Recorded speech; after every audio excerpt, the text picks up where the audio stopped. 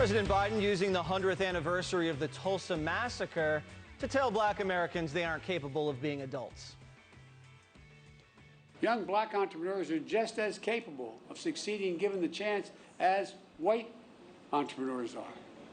But they don't have lawyers, they don't have accountants, but they have great ideas.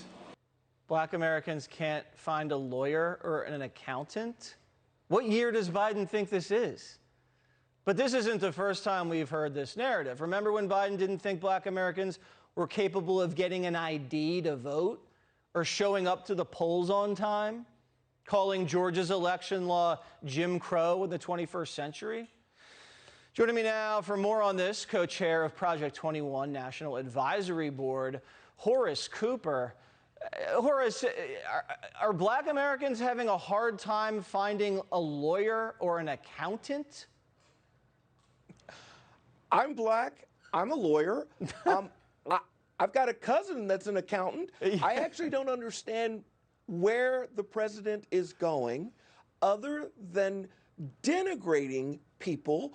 His idea appears to be what they refer to often as the bigotry of low expectations.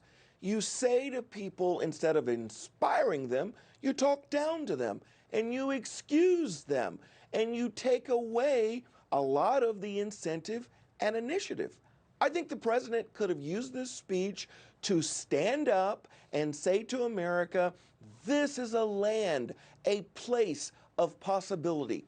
Black, white, and brown. And we're going to learn the lessons of bad incidents that have happened in our past and come together to do better. Instead of that, he talked down to us, he divides us, and then he lied about America, claiming that white supremacy is one of the biggest problems facing the homeland today. Outrageous. What about just the PR hit that black Americans take when the President of the United States says black entrepreneurs can't find a lawyer, or they can't find an accountant, or they can't even get an ID? Black Americans have ID. Any black American, you can't find a lawyer. There's too many lawyers, Horace. Lawyers are everywhere. You can't, they're like on every single block. And any black American that owns a business probably has an accountant, or one that pays any sort of taxes has an accountant. They're not hard to find. Don't you think that just makes black Americans look bad? And why would he do that?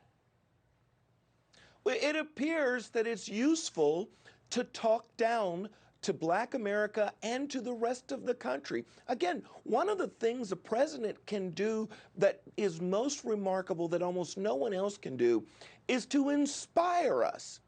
One of my chief criticisms of former President Obama was that he didn't go to many inner city communities and say, people often complain that America's not a place of possibility, that you can't achieve, that you can't strive, that people will hold you back.